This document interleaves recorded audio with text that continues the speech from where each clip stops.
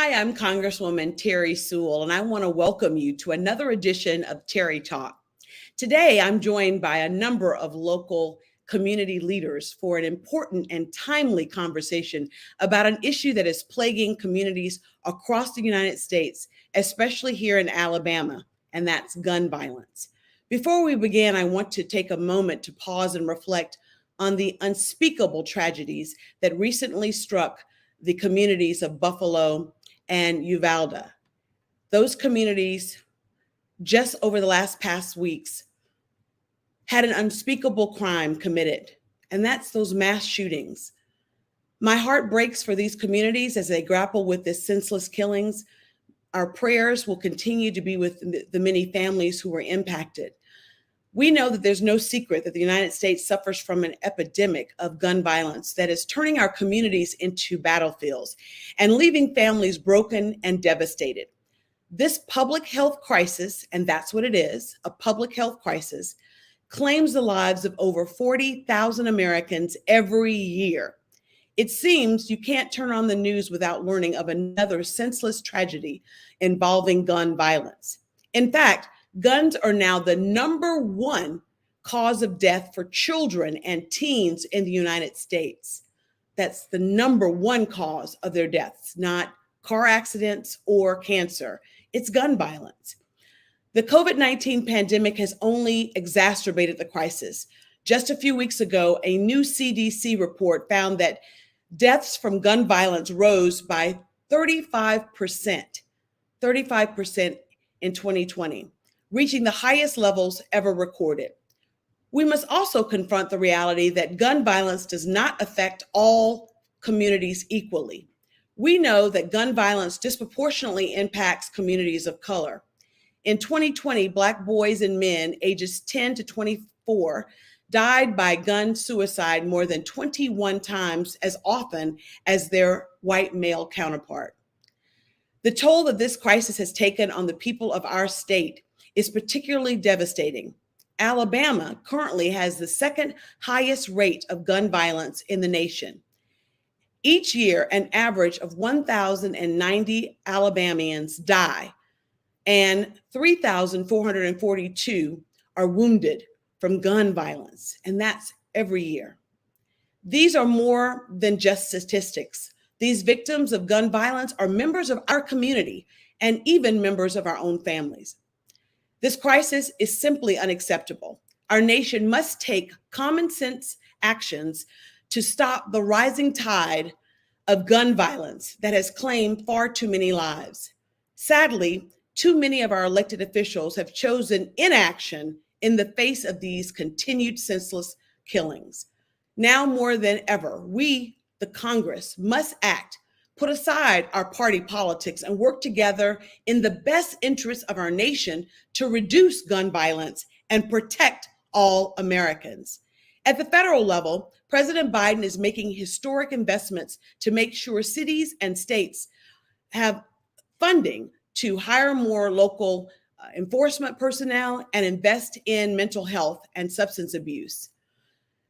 I joined the president in encouraging our cities and counties to use funding from the American Rescue Plan to invest in public safety at the local level. I also applaud the president for his commitment to breaking the violence, that cycle of violence, by providing support to help incarcerated persons enter for a second chance at life. After all, America is a nation of second chances. You know, it was Alabama's own Brian Stevenson who said that each of us is more than the worst thing that we've ever done. We must offer meaningful opportunities for rehabilitation to empower formerly incarcerated people to become law abiding members of our society. And we'll be joined by one of those soon. Doing so would reduce crime and make our communities safer.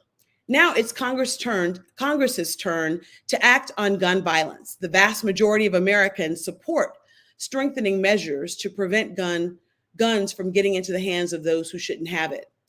Just yesterday, I joined with my Democratic colleagues in the House of Representatives in passing the Protecting Our Kids Act. This act contained a number of common sense provisions that would first crack down on illegal gun trafficking, reduce large capacity magazines, promote the safe storage of firearms, raise the age to purchase semi-automatic weapons, and strengthen our background laws. Today, the House of Representatives passed the Federal Extreme Risk Protection Order Act. This bill would provide a federal red flag provision. This bill would allow family members and law enforcement officers to petition a federal court to temporarily remove access to firearms for individuals who are deemed to be dangerous to themselves and others. While we can't prevent every tragedy, I know that these measures will significantly reduce the impact of gun violence on our communities and save lives. To be clear, I am a supporter of the Second Amendment. You know, every Alabamian I know has a gun, but I recognize that we must strike a balance between gun ownership and gun safety. This is not about targeting responsible gun owners. This is about common sense measures that will keep our children, families, and communities safe. We must also invest in the intervention programs to protect the most at-risk members of our society. That's why I'm proud to co-sponsor the Breaking the Cycle of Violence Act, introduced by my colleague, Congressman Stephen Horsford. This bill would provide critical grant funding for communities with the highest rates of gun violence. In acting, it will transform community violence intervention programs nationwide and reduce gun violence in Brown and Black communities across the nation. We know it's time to act. Last year, the House passed bipartisan background checks, which languished on the Senate side. We now know that Democratic senators and Republican senators are trying to negotiate some bill that would actually pass both houses of Congress and have the president sign it into law. This time, we must act. We must do something. We need and must have congressional action. The time for Congress to just ponder, think, and pray is enough. We have to do something about this gun violence. Now I'd like to introduce my guests. Joining me today is Montgomery County Sheriff Derek Cunningham, community activist Lamarcus Snow, and mental health therapist Mrs. Phytris Aaron. I want to thank each of my guests for joining me for this critically important discussion. It is my hope that by convening these community leaders, we can work towards common sense solutions that will stem the tide of gun violence and save lives. First up is Sheriff Cunningham. You've been a member of law enforcement for many years. Talk to us about what you're seeing in the community. We know that since 2015, you've served as Montgomery County's 39th sheriff and the first African-American sheriff in Montgomery County. I know that you had an office of more than 300 employees and a budget that's more than 27 million. And I know that you've seen the effects of gun violence in our communities And I would love to give you an opportunity to talk generally about your thoughts on what we can do in our communities to reduce gun violence. Congresswoman Sewell, this has been an excellent opportunity for me to be able to have this discussion with you. As you said, I've been a person that always thought about the community as it relates to gun crimes. We're starting to see the worst of the worst. We used to be able to have to deal with issues such as bullying and suicides from our youth due to bullying. So now this is really taking an extreme measure when you start seeing so much anger amongst our young people. And now with them being able to possess a firearm so easily, and the majority of the firearms that our young people are getting are stolen, or somebody bought something off the street and people are not keeping up the serial numbers on these weapons, and so really these weapons are just turning up in our kids' hands. So it's alarming because now we're starting to see them getting younger and younger. I mean, right here in Montgomery County, we just had a 14-year-old that was charged with murder from a shooting. We this is what we're seeing right here in our communities, and that's just one of them. That's just one of them. And so this is something that we really need to be able to talk about to the community as a whole, because the community needs to know. We need to get back to the days of being able to know what our kids are doing. We gotta be able to know what our kids have in there and in their room, which is in the parent's house, Yep. or in their car, which belongs to the parent.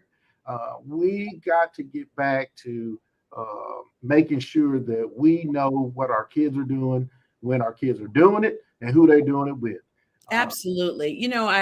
I know that Montgomery County is grieving, and I want to acknowledge the loss of Montgomery County Commissioner, President of the County Commission, none other than Elton Dean. He has served our community, Montgomery County, and the city of Montgomery in so many capacities.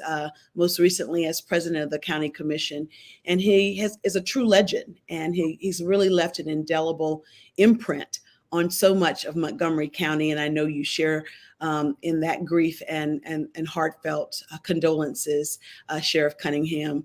I also know that it's going to be incumbent upon us lawmakers to actually pass laws that will reduce the number of guns in the hands of our young people, in the hands of our mentally ill, and in the hands of those who are irresponsible gun owners. I keep saying, this is not targeting uh, responsible gun ownership. What we're trying to get at is those folks who shouldn't have guns in the first place. And I know that Alabama, our state legislature, recently passed a permitless carry law that will go into effect starting January 1st of 2023. So that's next year. And it will allow for anyone to carry a gun almost anywhere in Alabama without restrictions. What will this mean for a state that already has the second highest rate of gun homicides in the nation? What are your thoughts about that, sir? well, I can tell you this is something that's alarming to all of us in law enforcement. This is something that we fought against, and this bill still got through us. People wasn't listening to law enforcement, but this is this is really going to be something that for the young guys and girls that I have working for me, their families want them to be able to come home every day. But now we've just opened up the door so that people can get up in the morning when they get dressed, they can slide a gun on their side or put it on their ankle. They can do whatever they want to, cover it up, and walk around in our communities without having to have a permit. And the arguments that they gave really really wasn't justifiable to me. I think that this is we turned it political instead Yeah. of looking at something that it's a beneficial tool for us in law enforcement to be able to stop a car, if we see a weapon, to be able to handle that situation. If that either that person's going to jail, they don't have a permit, but now they passed a bill that says if we see that weapon in that car, that person has a duty to be able not to touch that weapon while we're having this conversation with them, and that person has to let us know that, hey, look, I have a weapon in the car. And they don't have to say that it's they have a permit. I mean, Yeah. They can just have a weapon without a permit. I think that we are seeing our state legislature go backwards when it comes to gun safety and not going forward. And look, I know that I can't really speak because we in Congress continuously talk about after every incident from Columbine on down, Sandy Hook. I thought that Sandy Hook and the loss of life of those first graders, by a mentally ill person, would be the time that we as a nation will galvanize around common sense gun safety provisions. We're not talking about seizing someone's hunting rifle. What we are talking about is that children who are or students who are 18 or kids that are 18 should not be able to go and get those assault weapons. I don't know what your thoughts are about that. And I know that currently in Congress, we're not talking about a ban on assault weapons, but frankly, I think we should. I didn't come to this position lightly. I came to it by seeing mass shooting after mass shooting after mass shooting, and having these magazines and high capacity magazines in the hands of people who want to do harm to themselves and to others is simply, I don't think, not what the Second Amendment was for. The Second Amendment was for responsible gun ownership. And what we need is responsible laws, in my opinion. What else do you think, if you're talking to a mother, the community in Montgomery County, what can the average Alabamian do to really try to reduce gun violence? Well, we're going to have these serious conversations because we're talking to somebody today about mental health. The mental health people that we see in law enforcement are the people that had to be either court ordered or the family have signed a petition. Those are the ones that we know about. But what about the ones that have the money, that has the insurance, that can go to their own private therapist, their own psychologist, and deal with them, but they're suffering and they're taking meds, but they don't report that information when they purchase a weapon. Yeah. These are the people that's slipping through the cracks, and these are the people that we're starting to see out in our community. So yes, we've got to have serious conversations, and just as you said, it goes deep when you start looking into the political picture of it. People don't want to talk about that. People don't want to talk about the purchase of a weapon, and now they're buying trigger mechanisms to make these weapons fully automatic. So absolutely, this is making it way too easy, it seems. I want to bring in LaMarcus Snow from Selma. Mr. Snow is a local business owner and community activist in my hometown of Selma, who has worked tirelessly to clean up blight and discourage our youth from turning to violence. Mr. Snow has been recognized by Vance Law Firm and the Alabama News Network and so many others for his great efforts in helping to change our communities for the better. In fact, earlier this year, the city of Selma, the Selma City Council, ordained January 3rd to be LaMarcus Snow Day in Selma. Mr. Snow, thank you so much for joining us. I know that you were a previously incarcerated person, and you are truly the example that we hope everyone would of rehabilitation, that we hope everyone who has been incarcerated would follow. You're now an entrepreneur, a businessman. You run a very successful lawn service, and I just want to thank you for being a part of this. And I know that even in small towns like Selma, Alabama, in the Black Belt, gun violence is still prevalent. Can you talk to us a little bit about what you're seeing in Selma and in the Black Belt, and then also what you're telling our young people about gun violence? Yes, ma'am. I can say that for the population of Selma being so small, the city of Selma, in the last 18 months, we have had over 27 black on black murders in the city of Selma. And the guns and the clips and everything that's on the city of Selma streets is just ridiculous. How can you expect a Selma police officer or a sheriff of Dallas County to have a 40 cal with only a 17 round clip and an AR-15 in their car with only a 15 to a 30 round clip, and you got people on the streets that are committing crimes that when the police pull up, they're gonna shoot at them, and the police department and the sheriff department is gonna lose. The only way they'll win is with accuracy in training.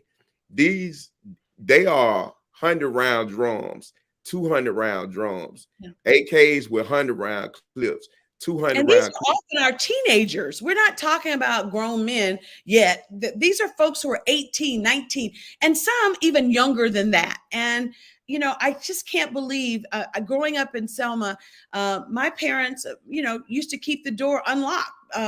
And now all of a sudden there are bars around the windows of my childhood home. And I just don't recognize that Selma. And it's just mind boggling to me. But I do know that you have been sharing and talking to our young people on the streets of Selma.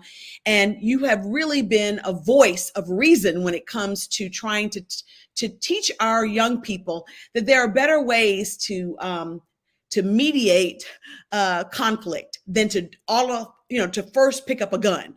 That should not be the first thing you think about. Conflicts happen, but we need to teach our young people how they can, we should teach them other tools on how they can better mediate and resolve conflict other than with guns. Your thoughts about that, sir? Yes, ma'am. Just 2 days ago, we had two 14-year-olds in Selma, Alabama, that a dog ran from an owner's yard. And 14-year-olds, they shot the dog and shot the owner. This happened in small Selma. School have only been out a week now, and we already got two 14-year-olds. 14-year-olds, you're going to be at R.B. Hudson, if I'm not mistaken. Where did they get the gun from? What are they doing with this gun? Why weren't the parents alerted that they have a gun? Why aren't they checking their kids before they get in the car, get out the car, before they go to school, when they come home, checking their rooms and just giving some? Where did they even, when I was 14-year-olds, I was bad, but I wasn't introduced to guns yet. Right. And they sitting at the county jail probably now, and they probably gonna get charged as adults because somebody gonna try to make an example about them for what they done. Yep. So, what do you say to lawmakers who are making it easier for these guns to get into the hands of the wrong people? As I was saying to Sheriff Cunningham, Alabama, now the state legislature passed a law that will come into effect this year, next year, January 1 of 2023, and it will allow permitless carry of guns, which, the checks and balances are not there when it comes to trying to ferret out those irresponsible gun owners and those who mean to kill with those weapons. I'm going to give you a truthful statement coming from a person that used to be a drug dealer, a gang member, and carried guns and all that. If I got a key of cocaine in my vehicle and a police stop me, I'm already scared. I know I'm finna go to jail for the rest of my life. And I got a gun that in there, a criminal is going to take the police out. Criminals do not want to go to jail. They scared of the police, and they scared of going to jail, and they scared of leaving the street life. So the lawmakers with this bill they passed is just making it harder and worse for police officer and public safety to do their job, because you got to think about this here. The police officer already walking to the car in fear of their life anyway. So if they see a gun, it's gonna be chain reactions coming from the police officer and the person that drive vehicles. Both of them are scared. If he see a vehicle, if he see a gun in the vehicle, he may shoot me. If I reach for it, I might get shot. So they putting it, all the sheriff department and police department, the FBI, the Yes. ABI, everybody, alcohol, Mhm. tobacco, Mhm. everybody in harm's way. Yep, absolutely. What do you say to young kids that you interact with in Selma and around the Black Belt, in terms of, conflict management and trying to talk to folks who are carrying these guns, why it is they shouldn't do that. You are a great example of a second chance. And so many of us, as lawmakers, are providing funding, grant funding to rehabilitate, and more importantly, to give formerly incarcerated persons a skill, so that they don't have to revert back to crime, but rather they can use their hands. They can use. I mean, look, think about what made the difference for you, and do you talk to young people about that, having a second chance, and also talking them down about buying guns, period? Yes, ma'am. I am the grounds maintenance man for the Selma City Schools, as well as the Selma Housing Authority. So I'm right out there in the projects, GWC homes, where Yeah. we have had shootings at police officers in GWC homes, Feely Heights, the Rangedales, Selma High. It's always kids coming up to me when I'm out there. Mr. Snow, you got anything for them to do? I let them pick up paper and I mentor them. I talk to them. I try to tell them, listen to their parents. Mhm. Don't be like me. I always tell people I may look good now, but I didn't look good back in 2002 when I was sent to federal prison for 6 years. Yes, sir. And I know that your pickup days, cleanup days, as you call them, giving young folks jobs and giving them something to do, other than join gangs, is something that is a model for so many communities. I know we have other questions for you, but I want to bring in our mental health therapist, Yes, Mrs. ma'am.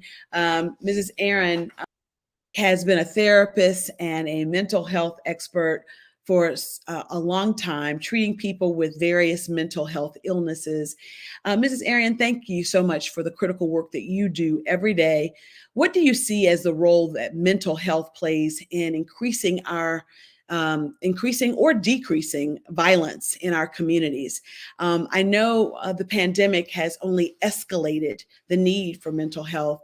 My fear is that when my colleagues always talk about mental health as the problem, they're stigmatizing folks. I don't want to stigmatize people who have an illness, but at the same time, we have to do more than just, we need to adequately fund mental health, period, first of all.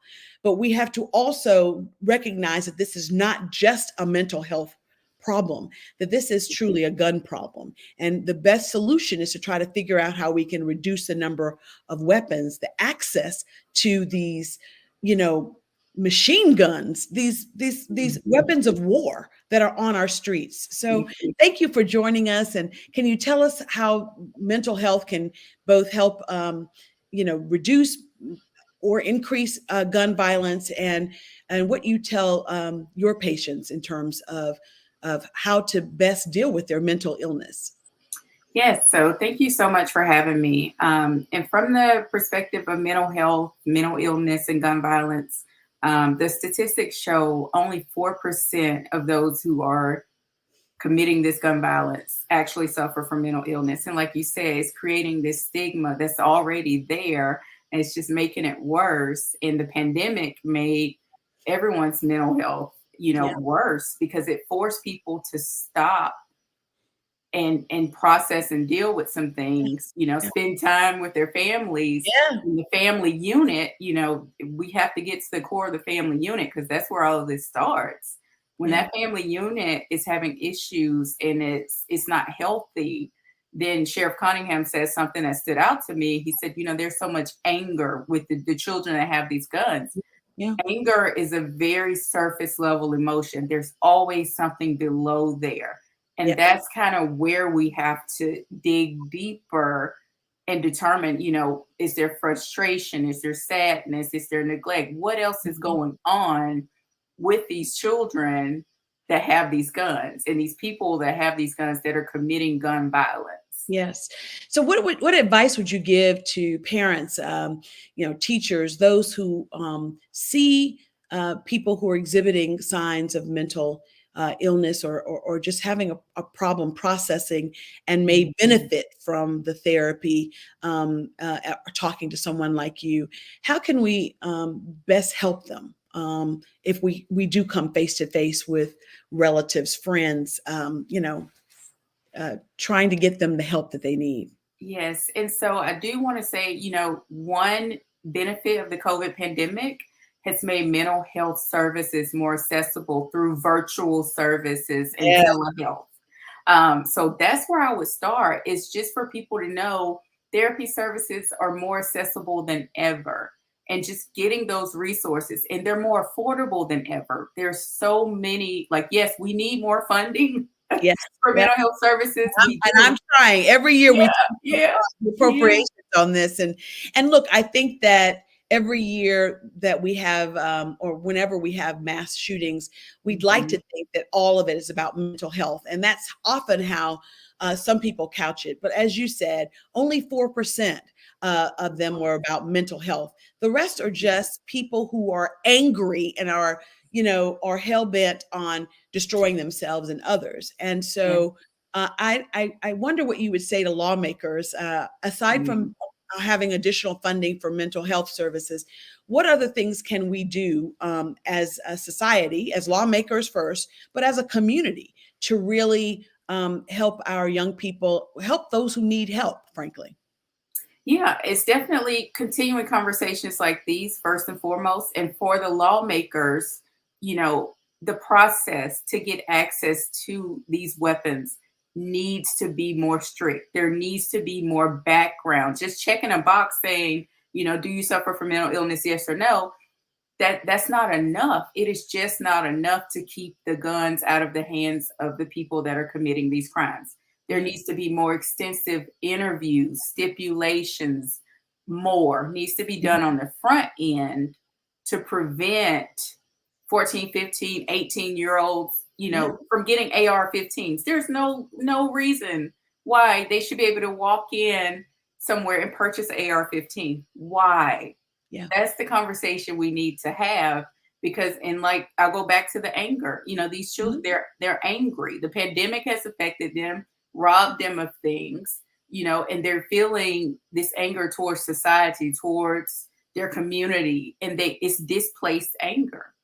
And that's where, as a mental health professional, we can support that. We can process that anger. We can get through that, but they have to be willing to take the first step and reach out. What are the signs that we need to look for? I mean, look, I think that one of the upsides of the pandemic, as you said, is awareness of mental illness, more resources for mental illness. I know that in the Black Belt, being able to have telemedicine has been a godsend for some areas, but some areas lack the broadband to be able to deal with that.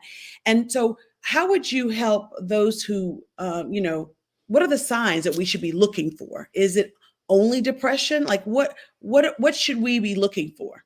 And I know that's a bigger conversation, and you probably have lots of courses about this, but how can an average, person be able to help someone who may benefit from mental health? The number one thing they can look at their social media. Look at what they're posting, because they will tell, the social media is telling. Yeah. Or if they're used to posting, and if there's this outburst of angry posts and then nothing, that's a cause for concern. The silence is a cause for concern. It speaks volumes to what is going on. But it also takes, parents have to be involved. They just have to, that's where it starts, in the home. They're in the home posting these things and saying these things. Parents need to know, they need to see these pages, see these conversations, see these group chats, because I assure you, they are saying something to someone. Yeah. having that oversight. I'd like to bring in our other two guests so that all four of us are on the screen, if we could. I want to thank all of you. And I thought that this question really affects everybody. And I would love your thoughts on these senseless killings that we're seeing, not just mass shootings, as Mr. Snow so adequately said. It's, black on black crime. It's crime. It's not just those mass shootings. And I don't know if you had President Biden before you, or you were speaking to those senators, because we just passed some very comprehensive legislation on the House side. I was very proud. I was sad that I was the only Alabamian in our delegation to vote in favor of these common sense gun safety measures. But at the same time, I'm honored to be a part of the House Democrats that are trying to do something about it. So it's going to go over to the Senate side. If you had just time to speak with President Biden or Senator McConnell, what would you say in terms of why it's important that we limit access to guns? What would be your message to them? From a mental health perspective, Ms. Aaron, what would you say?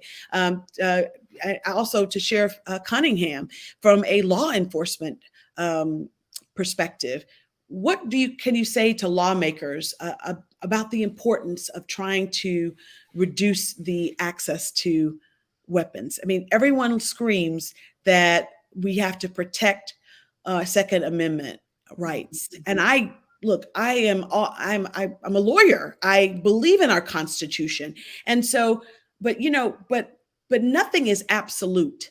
Those words in the Constitution are not absolute. Sometimes we forfeit the right to bear arms, and so, and I think that we need to say that. I don't get resources from the National Gun Association, NRA, National Rifle Association, whatever. But I can tell you that so many lawmakers are afraid of that lobbying effort that they don't want to say anything about it. So Sheriff Cunningham, I'll ask that question of you first. If you could say something to President Biden that would help in this public health crisis that we're enduring in the United States, what would you say? Well, I'll tell them what the community tells us. We need help. We really need help. But if you see what's taking place in our streets, I think everybody sees it on the news, but the actual people that live in these communities, we got grandparents that can't sit on their porch. We got families that go in the house when they get off work and they don't come back outside because of the areas that they live in. We shouldn't live like that. But we're turning our communities to situations like this, and we need help. We need somebody to stand up and say, let's remove the access from these young people to be able to get a gun so easily. Let's remove that. Help us. Now, what do you say to gun owners who say that what we're doing by limiting the access or making it harder for people to get guns, we're taking away their Second Amendment right? And I know you're packing right now. So as a law enforcer, what would you say to a gun owner who says that we're violating their rights? I'm pro Second Amendment, and I carry weapons. I believe in the right to bear arms, but at the same time, I think we got to be sensible with it as we look at our young people. Ain't everybody mature enough or can stand the peer pressure enough to be able to carry a firearm.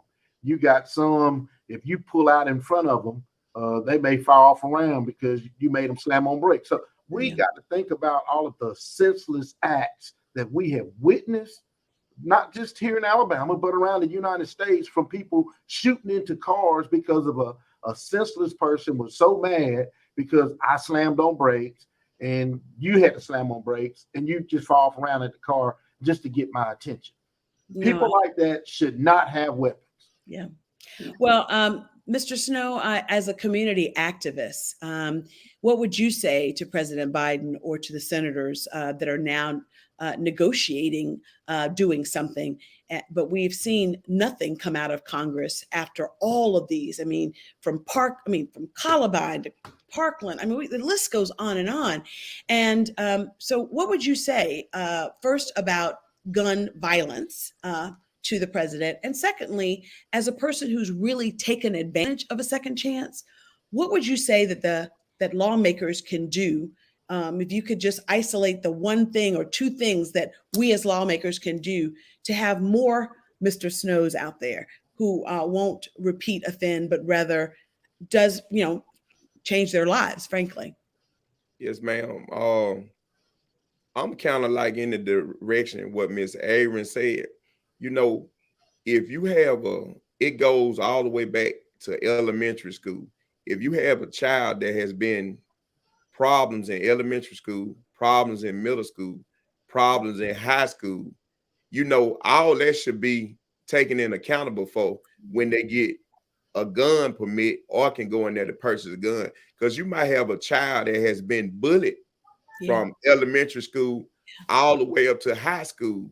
You get what I'm saying? So they mad. They looking for somebody to blame, and they probably want to hurt or kill anybody that's done something to them or just take it out on anybody else. And I want to go to also what the sheriff talked about.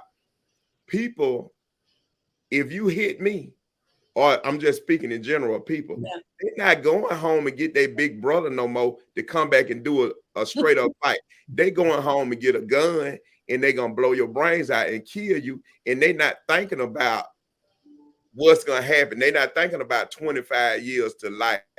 And if I could tell the president something with what went on in Buffalo, the federal government needs to dump a lot of money into these school systems with security guards, metal detectors. The schools in Selma only have one security guard. You got one security guard at one door, but you got 18 entrances to the school. I can let my friend in through the back door with a gun, with drugs and everything else, and it's up in the school. Yes, sir. What would you say to the president in terms of how we can reduce recidivism and really give those who have been incarcerated an opportunity to not only be rehabilitated, but come out into society and with the skills and to be able to change their lives? Because I think that you can't just expect someone to turn around I know that being incarcerated in and of itself limits the opportunities that one can get. So what would you say to us lawmakers in terms of what kinds of resources that we can offer in order to help have more Mr. Snows out there? Well, I'm gonna be honest with you, Congresswoman, Miss Sewell. I was incarcerated in a lot of federal prisons in the 6 years I was in, but I got rehabilitated. I took career management classes, business management classes. I took a year, a 365-day RADAP class, a residential drug abuse program. I took FISH that taught me parenting skills, how to get back into the community. So I was one of the ones that rehabilitated myself. I did 6 years, but I got a wall and I got a room in my house. I called it my thinking room. I got like probably 15 certificates that I gained while in prison. And I came out, I started my little small business. I started a movement almost 3 years ago called Project Clean Up Selma during the Milton administration. They laid off a lot of workers and there wasn't nobody to clean up the city or the cemeteries. And I cleaned up all our cemeteries for a year and a half out the kindness of my heart. I'm talking about acres and acres, and I cleaned ditches, city right-of-ways, and I just been rolling. I ain't stopped. And you're giving back. You're giving back. You have you're taking advantage of the resources, and now you're paying it forward. And we want to thank you for that, and want to encourage others who are listening that it's not over. That we are none of us are the worst thing that we've ever done. All of us are complicated human beings that, thank God, every day, but for the grace of God, go all of us. But every Yes. day, people have an opportunity to change and be different. Now, Miss Erin, I was going to give you the last chance. Okay. We're all talking about mental health now in Yeah. Congress and in the state legislatures and locally. If you could talk to the President of the United States and in terms of gun violence, what would you say about mental health? What kind of laws or provisions can we do that would help mental health? If I could say anything to the president, I would say, if not now, when? Mm. This has gone on far too long. It is time. It's not about, revoking our Second Amendment right. No, it is about enforcing stipulations so we can get a handle on gun control and promote gun safety and access. It's time for that. If not now, when? Yes. Well, I want to thank all of you. I think that this has been the start of a conversation. I hope that communities around my district would engage in more community discussions about this. And I can tell you that we need our voices, the voices that you've heard here today, amplified in our local government, our city government, our county government, our state, and of course, federal. Change doesn't happen in the halls of Congress or in the State House, on its own. People have to demand that we change. And the more people that we can get to amplify the voice of reason, common sense gun safety reform, and having an opportunity to really band together and encourage others to amplify the same message is the only way that we're ever going to change. And I don't want to wait till the same kind of mass shooting happens in Montgomery County or Selma or Birmingham. We need to do something, and we need to do it now. And so my takeaway from today, is that we need help. If not now, when? And I also have a message of hope that that Mr. Snow has so ably talked about. We need more school resources when it comes to safety protection. I think that you would agree, Mrs. Erin, that we need more mental health professionals in schools, and start early, is what I'm hearing you say, and start early. And so, look, I know that Sheriff Cunningham, you're on the streets every day, and your law officers are on the street every day. And I just want you all to know that, you are our true heroes in this effort, but you can't do it alone. And every day you're putting your own life on the line.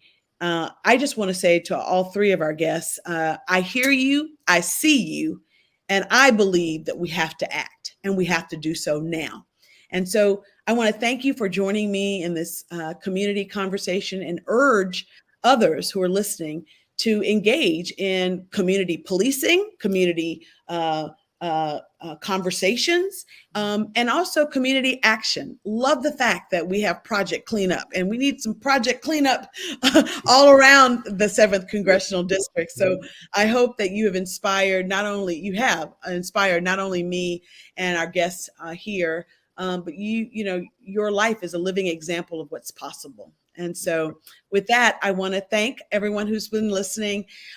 Do know that your Congresswoman believes and knows that the time is now for action. I'm an eternal optimist, and I pray that this time will be different. And I think the only way that this time can be different is if the community rises up and demands from the government better action, more action, any action, actually. I want you to know that your Congresswoman, whatever it can be negotiated that Republicans in the Senate and the House can agree on, I will say, yes, I will vote for it, because some incremental change is better than no change at all. It's better than inaction. And so I just want to leave you all with the thought that that we can do all things when we believe in Christ and when we also believe in action and we do our part in trying to change things. So thank you all for joining me. I hope that you will tune in to our next Terry Talk, which will be about Juneteenth. We'll talk about slavery. We'll talk about integration. We'll talk about reparations. We'll talk about why it's so important that we pause and we acknowledge Juneteenth. Thank you all, and be on the lookout for that next Terry Talk. It was a pleasure. Thank you. Thank you.